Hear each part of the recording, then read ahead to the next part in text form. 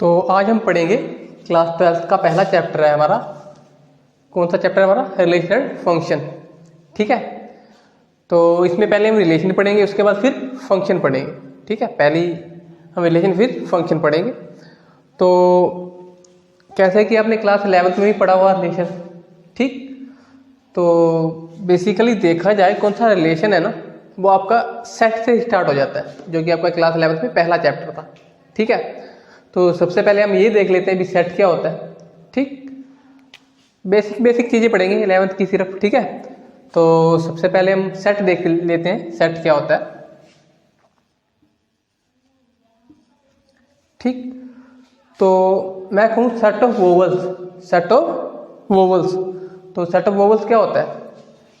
अगर इसे हम वी से डिनोट करें तो हमारा सेट बनेगा ए ई आई ओ यू। ठीक है, ये हमारा सेट बन गया, सेट ऑफ वोवल्स। ठीक है, अगर इसके बाद मैं कहूँ set of natural number less than 5।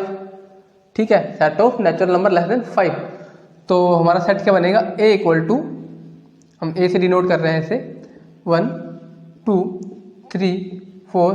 ठीक है, 4 तक ही रहेगा क्योंकि हमने क्या, कौन सा सेट लिया है? हमने सेट लिया set of natural number less than 5, तो 5 नहीं आ सकता।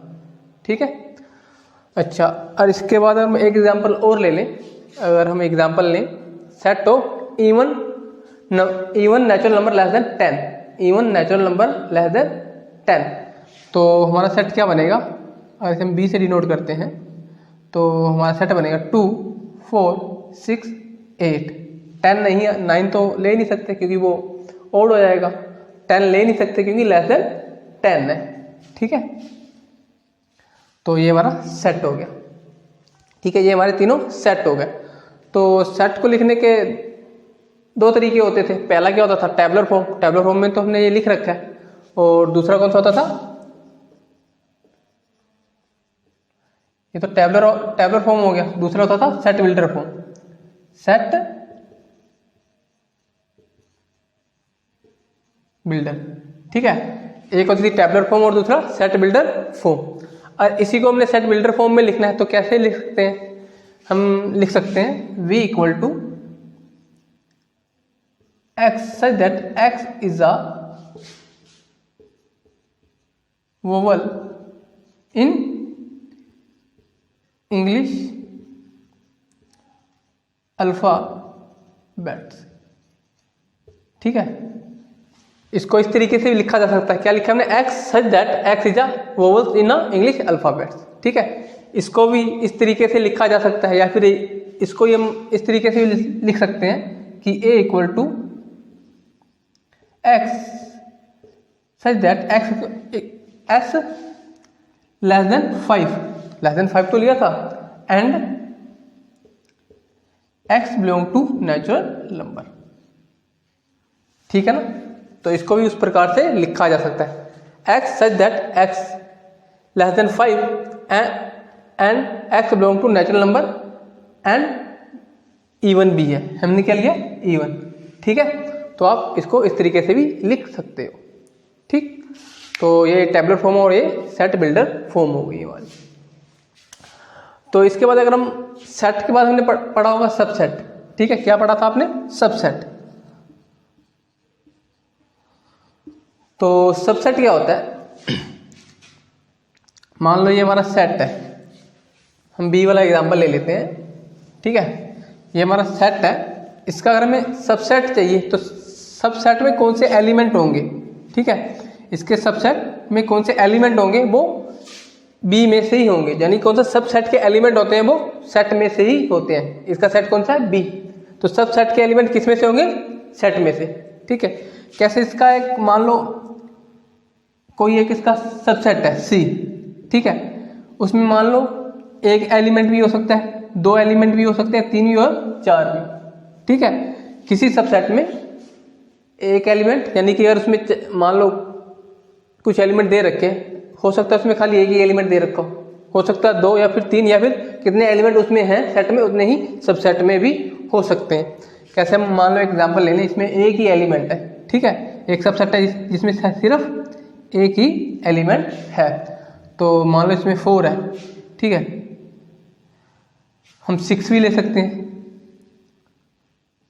हम 8 भी ले सकते हैं और हम 2 भी ले सकते हैं। ये इसके क्या होंगे? सबसेट। अब मान लो एक और हमने सबसेट लिया जिसमें 2 एलिमेंट हैं, मान लो वो D है, ठीक है, वो D है जिसमें 2 एलिमेंट है। 2 एलिमेंट कौन कौन से हो सकते हैं? 4 6 हो सकता है, 2 4 हो सकता है, 2 8 हो सकता है, यानी कोई भी 2 एलिमेंट हो सकते हैं, ठीक है। कैसे? 2 4 ले लो, ठीक है, इसकी जगह हम 2 8 भी ले सकते हैं, 2 6 भी ले सकते हैं, ठीक है, कोई भी 2 एलिमेंट ले सकते हैं। अब 3 भी हो सकते हैं, मान लो ये भी इसका सबसेट है, बी का सबसेट है और डी भी इसका ये सबसेट है, यानी कोई भी 2 एलिमेंट होंगे तो इसका सबसेट ही होगा, ठीक है ना। यानी कौन से सबसेट के एलिमेंट होते हैं वो सेट में से ही बिलोंग करते हैं। 3 वाले भी हो सकते हैं, ठीक है। मान लो एक सेट है F, इसमें एलिमेंट दे रखे हैं 4 2 6 और 8।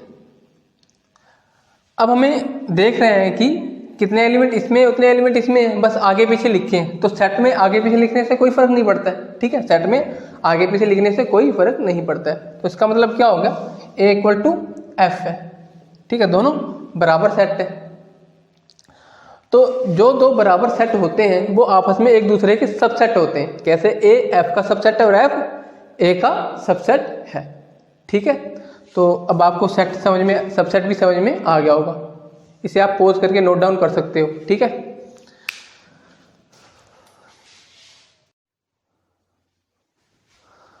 तो हमने क्लास 11th की बेसिक चीज़ें पढ़ ली हैं रिलेशन की। तो अब हम स्टार्ट करेंगे क्लास 12th की रिलेशन, जो कि हमारी स्टार्ट होगी टाइप्स ऑफ रिलेशन से, ठीक है। तो इसमें सबसे पहले आती है हमारी एम्प्टी रिलेशन, ठीक है। कौन सी आती है? एम्प्टी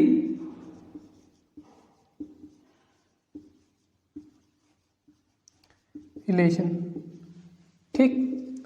तो और इसकी हम डेफिनेशन की बात करें तो इसकी डेफिनेशन है a relation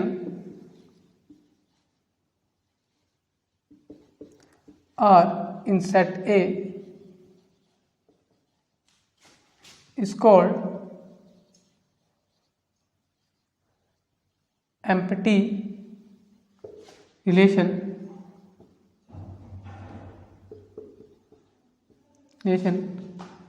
if no element of set A is related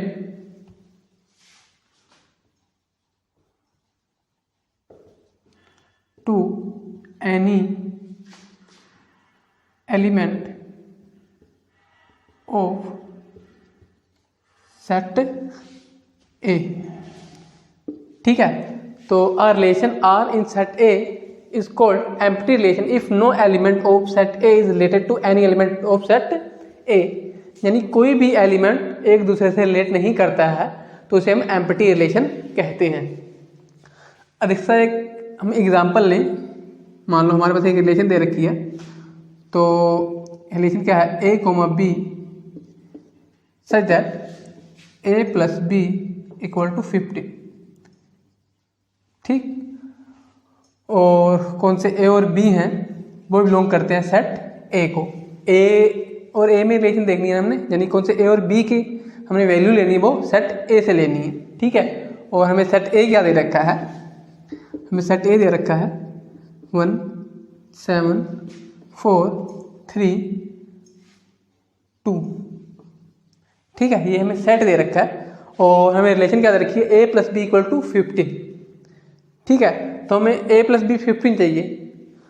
अगर हम A की मैक्सिमम वैल्यू क्या ले सकते हैं? 7, ठीक है। B की मैक्सिमम वैल्यू क्या ले सकते हैं इसमें अगर देखा जाए? वो भी चलो 7 ले लेते हैं।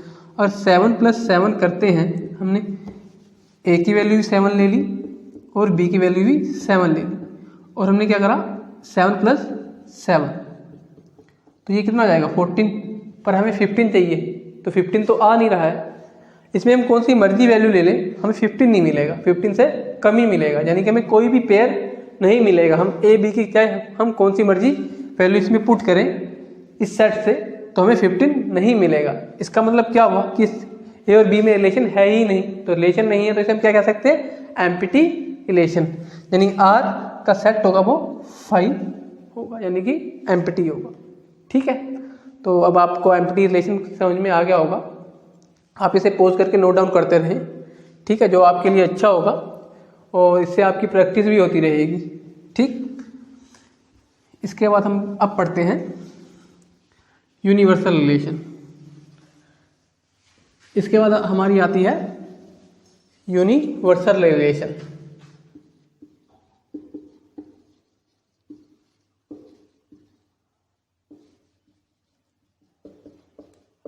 ठीक है, और यूनिवर्सल रिलेशन की अगर हम डेफिनेशन की बात करें तो इसकी डेफिनेशन है a relation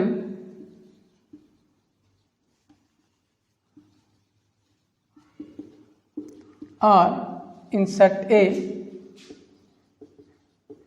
is called universal relation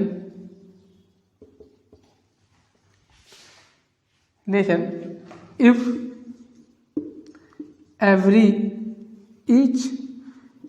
each element of set A is related to every element of set A। तो इसमें क्या है, a relation R in set A is called universal relation if each element of set A is related to every element of set A, यानी कि हर एक element हर एक से relate करना चाहिए, उसे हम क्या कहते हैं, यूनिवर्सल रिलेशन। ठीक है, इसका हम एक एग्जांपल ले लेते हैं। मान लो हमें एक सेट दे रखा है, हमें सेट क्या दे रखा है, सेट ए है 4 3 7 9 -5। ठीक है, ये हमें सेट दे रखा है। ठीक है, तो हमें रिलेशन क्या दे रखी है, रिलेशन आर दे रखी है हमें a comma b such that a minus b is greater than 0। ठीक है, और ए और बी की वैल्यू हमने क्या से लेनी है, सेट ए से लेनी है, यानी कि a comma b belong to set A. तो अब हमें रिलेशन में क्या दे रखा है, यानी कि ए माइनस बी का कौन सा मोड करें वो 0 से बड़ा है। ठीक है, तो क्या ये पॉसिबल है, तो अगर हम चेक करें, हम चाहे कौन सी मर्जी और ए और बी की वैल्यू इसमें से लें वो हमेशा 0 से बड़ा आएगा। बड़ा क्यों आएगा, मान लो अरे ए की वैल्यू हमने 3 ले ली और बी की वैल्यू हम मैक्सिमम ले लेते हैं 9। ठीक है, तो ये कितना हो जाएगा, -6, पर मोड लगा हुआ है ना, और मोड लगा हुआ तो ये 6 हो जाएगा, तो 0 से बड़ा आएगा। इसका मतलब क्या होगा, अगर ये चाहे माइनस में भी आएगा तो पॉजिटिव तो हो जाएगा मोड की वजह से, तो मोड की वजह से अगर पॉजिटिव हो जाएगा तो इसका मतलब क्या हो गया कि ये हमेशा 0 से बड़ा आएगा। तो इसका मतलब इसकी हम कौन सी मर्जी वैल्यू रखें वो इस सेट को बिलोंग करेगा। इसका मतलब ये यूनिवर्सल रिलेशन है। सेट डेफिनेशन में क्या लिखा है, each element of set A, यानी कौन सा मर्जी एलिमेंट लें वो हर एक से रिलेट करे। आप कौन सी मर्जी एक वैल्यू लें ए की और दूसरी बी की लें तो हमेशा हमें 0 से बड़ा ही मिलेगा। तो इसका मतलब ये क्या है, यूनिवर्सल रिलेशन। यूनिवर्सल रिलेशन की एक और खासियत होती है, कौन सी यूनिवर्सल रिलेशन होती है, वो ए क्रॉस ए के इक्वल होती है। यानी अगर ए इसका कार्टेशियन प्रोडक्ट निकालें और रिलेशन में रखें वो और रिलेशन देखें तो दोनों बराबर आएंगे। यानी इसका कार्टेशियन प्रोडक्ट निकाल सकते हैं, आपको सिखा रखा है। ठीक है, उसके बाद इसकी रिलेशन निकालें तो दोनों बराबर आएंगे। ठीक है, तो ये हमारी यूनिवर्सल रिलेशन हो गई। इसे आप पॉज करके नोट डाउन करते रहें, क्योंकि यार आपको कभी बाद में रिवीजन करना है तो आपके लिए इजी हो जाएगा, क्योंकि आप हर बार तो वीडियो देखोगे नहीं। ठीक है, हर वीडियो देखोगे उसमें ज़्यादा टाइम लगेगा, पर आप कैसे इसका रिवाइज अपनी नोटबुक से करोगे तो आपको काफ़ी कम समय में आप कर सकते हो। ठीक है, तो इसे पॉज करके नोट डाउन कर लो।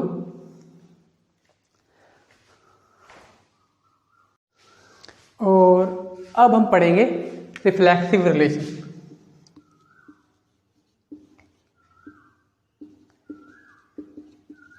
ठीक है, रिफ्लेक्सिव रिलेशन।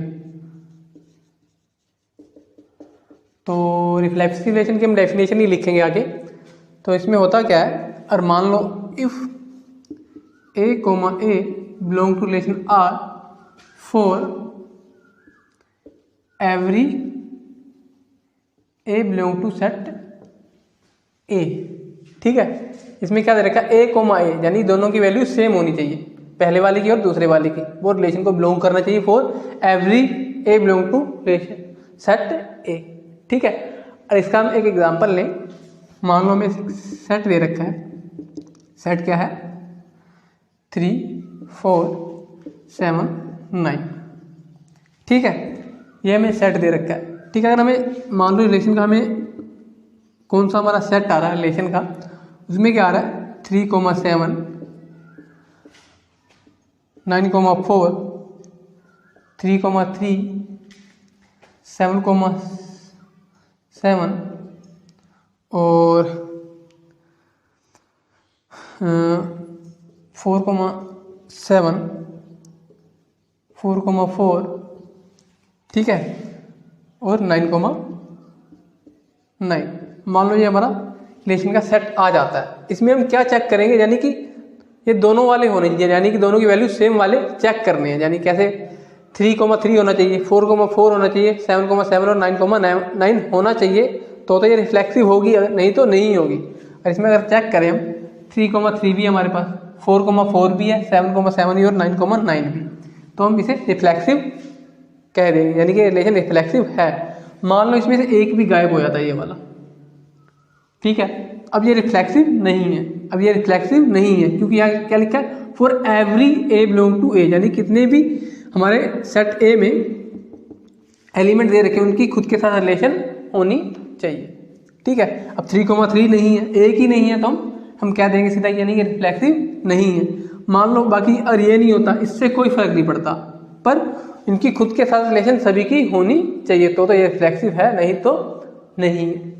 ठीक है, तो इसके बाद हम अब सिमेट्रिक चेक, इसके बाद आती है सिमेट्रिक रिलेशन।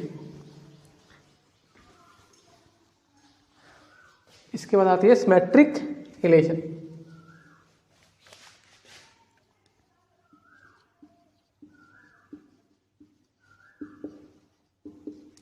सिमेट्रिक रिलेशन, तो सिमेट्रिक रिलेशन क्या होती है हमारी, हमारी सिमेट्रिक रिलेशन होती है if A1, A2 belong to relation R implies that A2, A1 belong to R for all A1, A2 belong to set A।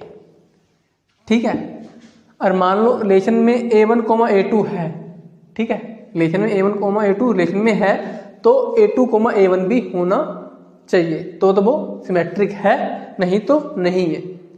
ठीक है, और इसका हम एग्जांपल लें। मान लो हमें रिलेशन का सेट दे रखा है। ठीक है, हमारा रिलेशन का सेट क्या आ गया 3,4 ये दे रखा है। ठीक है, उसके बाद 7,1 दे रखा है, 4,3 दे रखा है, 9,9 दे रखा है और 1,7 दे रखा है। ठीक है, ये हमें रिलेशन का सेट दे रखा है। तो इसमें क्या A1, A2 रिलेशन को बिलोंग कर रहा है, और ये कर रहा है तो ये करना, यानी A2, A1 भी रिलेशन को बिलोंग करना चाहिए। ठीक है, तो इसमें हमें क्या चेक करना है, मान लो 3,4 है, 3,4 है, तो अब हम क्या चेक करें, क्या 4,3 इसमें है, तो बिल्कुल है। ठीक है, इसके बाद आ गया 7,1, तो 7,1 है, तो 1,7 है, बिल्कुल लास्ट में है। ठीक है, अब ये तो सारे चेक हो गए। ठीक है, अब 9,9 बचा।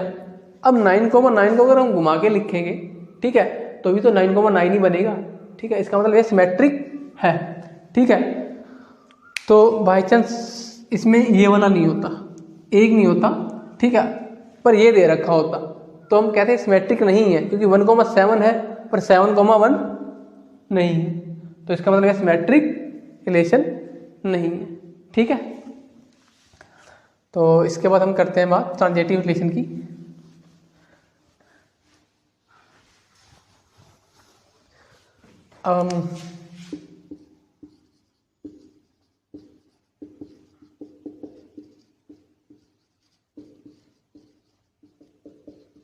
Transitive relation. ट्रांजिटिव रिलेशन में क्या होता है, if A1, A2 belong to R and A2, A3 belong to R, तो implies that A1, A3 relation को बिलोंग करना चाहिए for all A1, A2, A3 belong to set A। ठीक है, इसमें क्या चेक करना होता है, कैसे A1, A2 रिलेशन को बिलोंग कर रहा है और उसके बाद A2 और A3 भी रिलेशन को बिलोंग कर रहा है।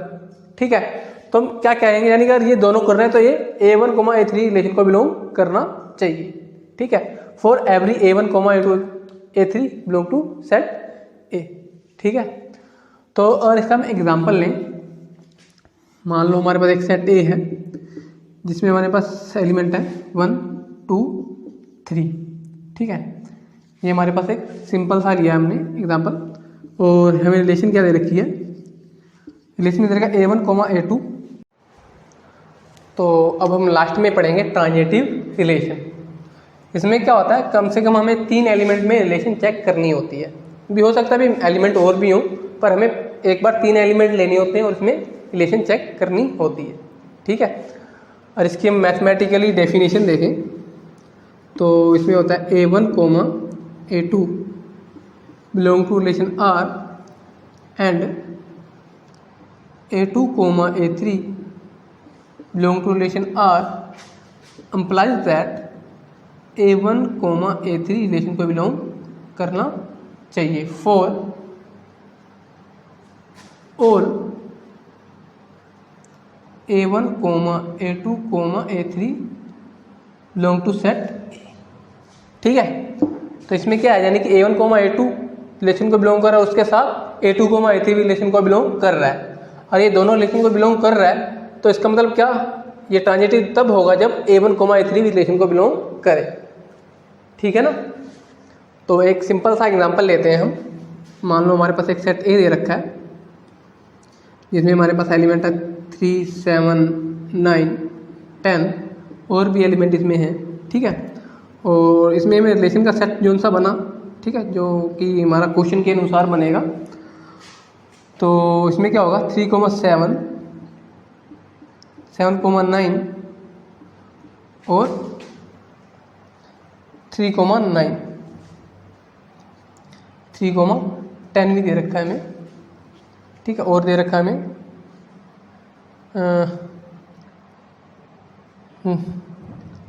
चलो यही दे रखा है, बाकी और हमारे पास पेयर है।